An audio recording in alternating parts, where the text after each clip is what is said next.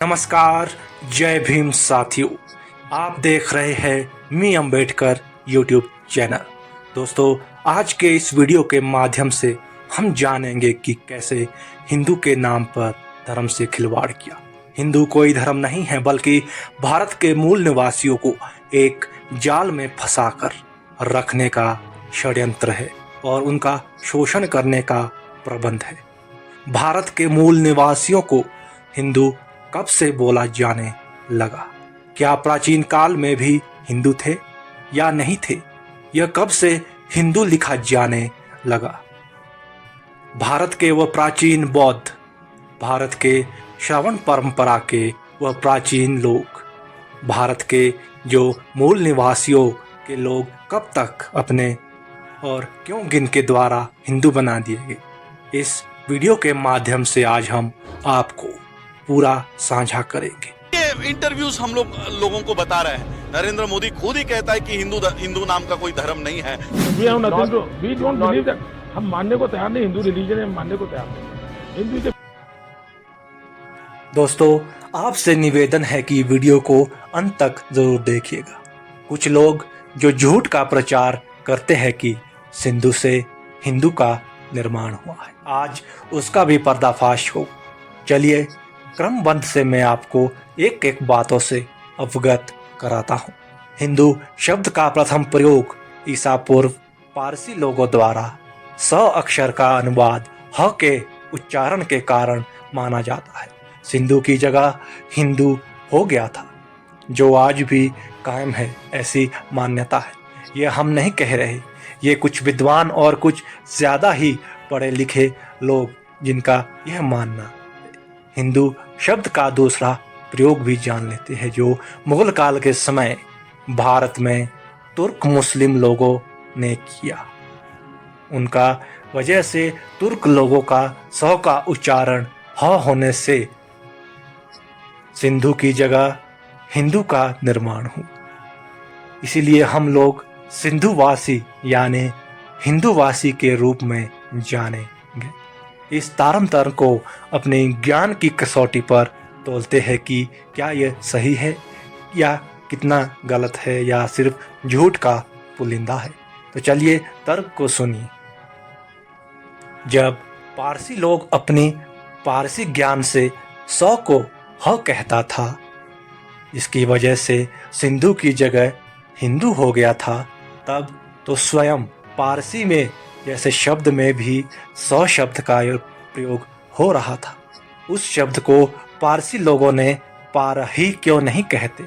तब तो उन्होंने भी पारसी को 100 की ह जगह बोलकर पारही बोलना चाहिए था, और इसका जवाब उनके पास कुछ नहीं है।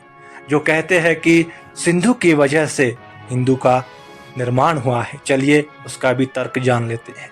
उसी प्रकार जब तुर्क मुस्लिम ने 100 को ह बोला था, जिसकी वजह से सिंधु की जगह हिंदू का शब्द आ गया था, जैसा कि ये बोलते हैं, फिर भी चलो हम मान लेते हैं कि मुस्लिम और इस्लाम जैसे शब्द में भी 100 का ही प्रयोग आ रहा है।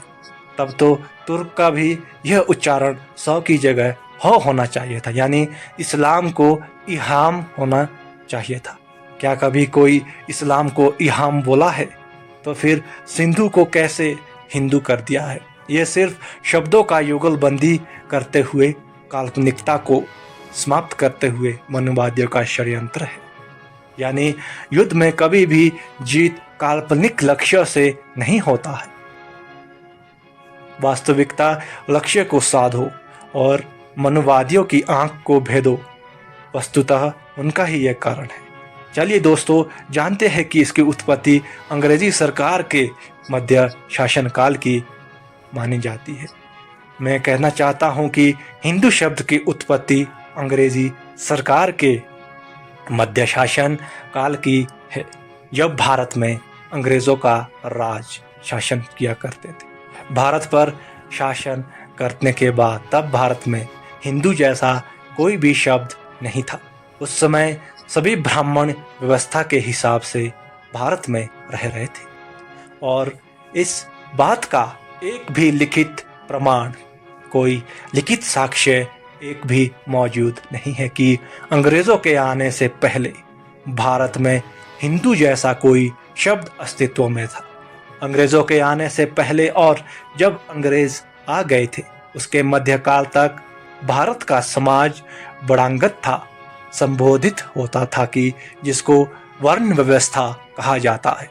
दरअसल अंग्रेजों के दरबारी पाखंडियों को जब यह एहसास हो गया था कि अंग्रेज अब भारत छोड़ेगा और इस देश में चुनाव द्वारा बहुमत वालों की सरकार बनेगी, फिर क्या था, पाखंडियों ने भारत की वर्णागत व्यवस्था जिसमें ब्राह्मण, क्षत्रिय, वैश्य, शूद्र समाज को एक हिंदू रूपी पिंजरे में धीरे धीरे बंद करना शुरू कर दिया था। और फिर से कहना चाहूँगा कि जब पाखंडियों को यह लगने लगा कि अंग्रेज भारत छोड़कर जाने वाले हैं और उनको यह डर सताने लगा है कि वह लोगों पर शासन कैसे कर सकते हैं, तो उन्होंने वर्ण व्यवस्था जो बनाई हुई थी उसको परिवर्तित करके सभी को हिंदू रूपी जाल में कहिए या हिंदू रूपी पिंजरे में बांधना प्रारंभ कर दिया।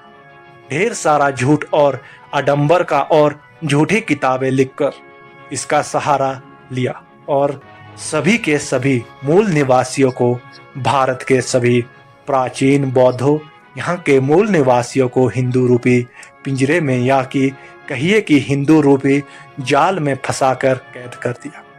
आज तक उनका शोषण कर रहा है और भारत के मूल निवासी आज तक ये नहीं समझ पाए कि उनको हिंदू रूपी जाल में कैसे और किसने फंसाया है। जबकि बहुत सारे लोगों ने अपना दिमाग लगाया तो वो समझ पाए कि उनके पूर्वजों के साथ क्या हुआ, कि वह भी इसी जाल में आज तक फंसे हुए हैं। उन लोगों ने यह जाल काटा भी, यह जाल तोड़ा भी और पुनः फिर से वापस क्यों आ गए। भारत के समस्त मूल निवासियों को और पाखंडियों ने खुद अपने को एक जाल में रखने के लिए एक प्रयास किया, जिसके लिए सबसे पहला प्रयास 1915 हिंदू महासभा की स्थापना और दूसरा प्रयास 1925 में आरएसएस की स्थापना से था। उसी हिंदू रूपी का कमाल है कि आज़ाद भारत में शुरू से लेकर आज तक पाखंडी प्रधान होना या पाखंडी राजनीतिक दल का प्रधान होना लगातार सुनिश्चित होता रहा है। यह जाल ऐसा है जो पाखंडियों को शीर्ष पर अपने आप रहने की स्वतंत्रता देता है।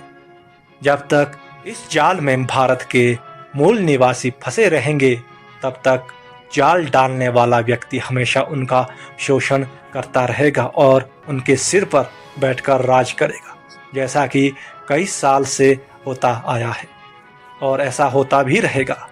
तो मैं यही कहूँगा कि हिंदू या हिंदू धर्म जब से बना तब वह काल था जब वो अंग्रेज भारत में शासन करने आए। तो मध्य काल में अंग्रेजों के आने के बाद लगभग मध्यकाल में हिंदू जैसे शब्द का प्रयोग होना प्रारंभ हुआ था। और इस बात में भी सिर्फ यही कह रहा हूँ कि ये भारत के प्रधानमंत्री नरेंद्र मोदी भी कह चुके हैं, हिंदू जैसा धर्म इस धरती पर एग्जिस्ट ही करता नहीं है। हिंदू कोई धर्म नहीं है, हिंदू एक वे ऑफ लाइफ है। हिंदू जीवन जीने की कला है, हिंदू कोई धर्म नहीं है।